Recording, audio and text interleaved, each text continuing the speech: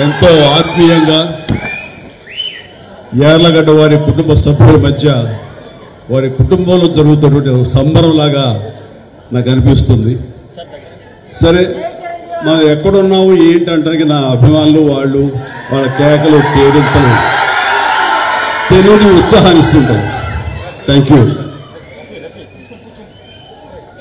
ఇక్కడికి బయలుదేరి వచ్చే ముందు వైజాగ్కి మా ఆవిడ నా బ్యాగ్ సర్దుతూ ఏమండి ఏమేమి బట్టలు పెట్టాలి అంటూ కొన్ని డెనిమ్స్ ప్యాంట్లు కొన్ని జీన్స్ అవి పెట్టింది. చూడగానే నాకు మిత్రులు యార్లగడ్డ ప్రసాద్ గారు ఆయన ఆంగికం ఆయన వేషధారణ తెలుగుదనం గుర్తొచ్చిన తర్వాత మనం డెనిమ్స్ ప్యాంట్లోని వాటికి వెళ్తే చాలా అసహ్యంగా ఉంటుంది, పంచి కట్టుకుని వెళ్తే ఎలా ఉంటుందని. మీరా పంచా ఎప్పుడు కట్టలేదు కదా అంటే నిజమే. నేను ఎప్పుడు ఇలా పంచి కట్టుకుని ఏదో ఇంట్లో కూర్చొని పూజ చేసుకున్నానేమో కానీ ఇలా బయట సభలకు వచ్చి ఇట్లా మాస్ పబ్లిక్ ముందు ఎప్పుడు నిలబడలేదు. కానీ జాగ్రత్త అంటే ఎప్పుడైనా అలవాటు లేక తడబడి కాలు జారుతారేమో అంది. కాలు జారటం ఏట భాష తడబడి పడతారేమోనని పర్లేదు ఎవరో పక్కన ఉంటే పట్టుకుంటాను అన్నాను. సరే అయితే ఆ రకంగా ఈ రోజున ఇది వేసుకుని వచ్చాను. వచ్చిన దగ్గర నుంచి చిన్న టెన్షన్, వెనక ఏదో కొంచెం లూజ్ అయినట్టుంది నాకు, ఊడిపోతుందేమోనని మన కృష్ణదేవరాయలు గారు చెప్తాను.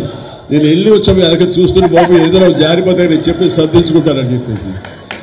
సో అలవాటు లేకపోయినా సరే కొన్ని అలవాటు చేసుకోవడం ఎంత అత్యవసరం, అది ఎంత సంతృప్తినిస్తుంది అనేది అంత ఇంత కాదు. ఈ రోజున ఇక్కడికి వచ్చానంటే కనుక యార్లగడ్డ లక్ష్మీప్రసాద్ గారు, షార్ట్గా వైఎల్పి అనేస్తాం మేము, నాకు చిరకాల మిత్రులు, నాకంటే పెద్దవాళ్ళు, నాకంటే విద్యాధికులు, సరస్వతి పుత్రులు, అన్ని రంగాల్లోనూ ఆయనకి మిత్రులు ఉన్నారు. ఆయనకు విశేషమైనటువంటి ప్రజాభిమానం ఉంది. ప్రపంచవ్యాప్తంగా తెలుగు వాళ్ళు ఎక్కడికి వెళ్ళినా సరే వైఎల్పి గారిని చూసి అభిమానించిన వాళ్ళు, ఆయన చూసి ఆకట్టుకునే వాళ్ళు ఎవరు ఉండరు. అలాంటి అత్యద్భుతమైనటువంటి పర్సనాలిటీ ఆయన. సాహిత్యపరంగా కానివ్వండి, రాజకీయంగా కానివ్వండి, ఏ రకంగా చూసుకున్నా సరే ఆయన ప్రేమతో కానివ్వండి అందరినీ ఆకట్టుకునేంత గొప్ప మనస్తత్వం అయింది. అలాంటి వాడు మా ఇంటికి వచ్చి రావాలి, మా లోక్ నాయక్ ఫౌండేషన్ తరఫున మాకు అత్యంత ప్రియమైనటువంటి గురువు కానివ్వండి, పూజ్యులు కానివ్వండి, మీరు ఏమని అనుకోండి, అలాంటి ఎన్టీ రామారావు గారి 28వ పుణ్యతిథి రోజున అంటే వర్ధంతి దినాన ఆయన సెంటినరీ కొనసాగిస్తూ, అలాగే అక్కడి నాగేశ్వరరావు గారి సెంటినరీ అని ప్రారంభిస్తూ అది కూడా కొనసాగించే దిశగా ఇద్దరు మహానుభావులు, మహానటులు, మహా వ్యక్తులు, మనకు ఆద్యులు పూజ్యులు, అందులో మీలాంటి వాళ్ళకి మరీ శ్రీరంగంలో అత్యంత కావలసిన వాళ్ళు. కాబట్టి మీరు రావాలనగానే ఏమాత్రం సంకోచించకుండా ఇది గొప్ప అవకాశంగా అనిపించింది. ఆయన 18వ తారీఖు వస్తే బాగుంటుందంటే అనుకోకుండా 18వ తారీఖున ఇంకొక పని ఏర్పడేసరికి నేను 1 or 2 days డిలే చేయించాను. ఏం పర్వాలేదు, 19 సంవత్సరాలుగా 18వ తారీఖున జనవరి చేస్తూ వచ్చావు, మీలాంటి వాళ్ళ కోసం 1 or 2 days అంటే 1 month అని పోస్ట్పోన్ చేస్తానంటావు.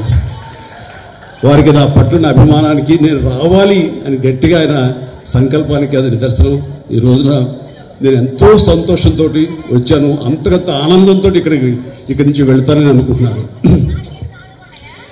ఇక రామారావు గారి గురించి పూజ్యులు, యుగ పురుషులు అండ్ మాలాంటి వాళ్ళకి దైవ సమానులు, అలాగే అక్కడి నాగేశ్వరరావు గారు అదేవిధంగా ఆయన మాకు పూజ్యులు, మాకు ఆరాధ్యులు. అలాంటి వారి గురించి ప్రత్యేకంగా తెలియనిది ఎవరికి ఏమని చెప్పాలి, ఎంతని చెప్పాలి. కానీ వారిద్దరితోటి ఇందాక క్లిప్పింగ్స్ చూస్తుంటే నా దృష్టిలో లేవు, అంటే కలిసి పనిచేశాను అని అనుకున్నాను తప్ప అవి విజువల్స్ చూసిన తర్వాత నేను ఎంత అదృష్టవంతుడిని. నేను ఈ సమకాలీన సినిమాల్లో కూడా ఉంటూ వారితో పాటు వాడు హీరోగా ఉన్నప్పుడు నేను తోటి హీరోగానో చిన్న నటుడుగానో నేను నా యొక్క ప్రస్తావన, నా ప్రయాణాన్ని కొనసాగించాను వారితో ఉన్న ఆ కొద్ది స్పేస్ సినిమాలో నేను తీసుకోవటం అనేది నాకు పూర్వజన్మ సుకృతంగా నటుడుగా నాకు అనిపిస్తుంటుంది. చాలా గొప్ప అవకాశం. ఆ సమయంలో నాకు వాళ్ళతో జరిగే సంభాషణలు మాత్రం షేర్ చేసుకుంటాను. ఇవి